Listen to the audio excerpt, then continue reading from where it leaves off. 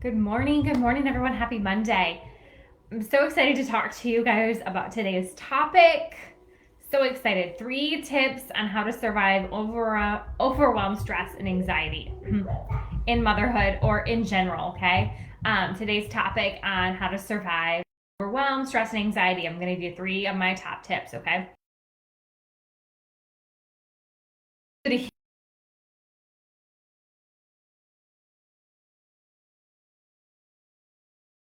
it used to look like from a year ago. Well, a lot of my clients in particularly are feeling really burnt out and overwhelmed and dealing with lots of stress and anxiety, right? The world looks different than we thought it would, and it has for a long time. And I think some of us are starting to realize it might look different for a really long time. So what I want is, because this is a recurring theme that keeps coming up, I want to talk to you guys and give you 3 tips on how to survive overwhelm, stress, and anxiety. And oh, by the way, if you want to take your day back as a mom and be for yourself first, join the team in there. It's free, all about taking your day back as a mom and motherhood. All right, so let's get to it. Tip number 1 on how to survive overwhelm, stress, and anxiety. Move your body. Move your body, move your body, move your body every day, okay? It's no coincidence that previously I was like super overwhelmed in all of the things. When I was working at my corporate job and balancing being a mom and a wife and a home and all of that, I was overwhelmed. I dealt with tons of stress in my job and then, of course, just life, right? And that left me feeling anxious. Of course, that's anxiety at its finest. When you get to that point and you're not taking good care of yourself, there's extra stress and so tip number 1 and helping you overcome all this is move your body every day, okay? It's no coincidence that to me last year when I was dealing with some pretty heightened anxiety due to what was going on in the world, right, in the pandemic, or the early stages of it, if I moved my body every day, and I'm not talking like, for me, when we were having this conversation the other night at dinner, different blood types and the different types of activities that they need to have. I'm an O blood type, not that you need to know that, but whatever. And I, for me, need to move my body like hardcore every day, like a run, like, but for me to feel the benefits of not feeling overwhelmed and stressed and anxious, I have to move my body. And I have to move it in a hard way, right? That's also part of my personality. So even if that's not you, move your body every day, you'll notice a difference, okay? Tip number 2 in how to survive overwhelm, stress, and anxiety. Get some quiet time, okay? Whatever that is for you.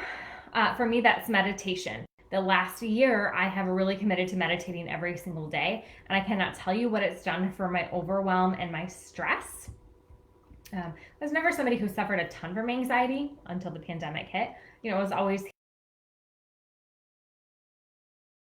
that's what I'm hearing. Toxins in our body, we don't eat certain foods, you know, we eat really well, et cetera, et cetera. But if we don't take care of our mind, guess what? None of that matters, all right? So get some quiet time each day. For me, that looks like meditation. It could be something different for you. I have a ton of recommendations on meditations that I love, love, love, love, love. Just shoot me a message if you need some recommendations. Overwhelm, stress, and anxiety is to get grateful, get gratitude, be grateful. Whatever you grateful for, get grateful for it, okay? And then anytime you feel yourself going into a place of stress and overwhelm is to shift that mindset, right? And there's a ton of work we can do together to help you really shift that and focus on other things. Here's what I want to tell you. When you start to feel that overwhelm, if you turn it to a place of gratitude, when you've worked through some of those deep-rooted beliefs, some of that deep inner work, you'll be able to flip your feeling, how you're feeling, right? Get rid of that overwhelm, stress, and anxiety so much faster. You can flip it towards gratitude. Whatever is stressing you, what could you be grateful about it? Let me give you an example. Last week, Nick's car had to go in the shop. the check engine light came on.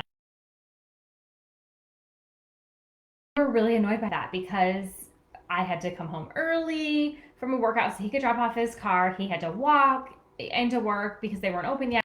Whatever, totally fine, right? Teeny tiny little problems. But I'm like, wait, why am I letting this bother me? Like, one, I got to work out today, even though I had to come home early.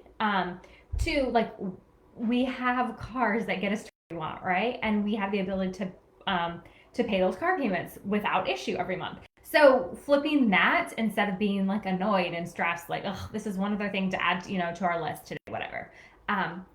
When you get to that point, you guys, that's when you're truly freaking free and life is super fun. So, and oh, by the way, if you're a mom and you need to take your day back, your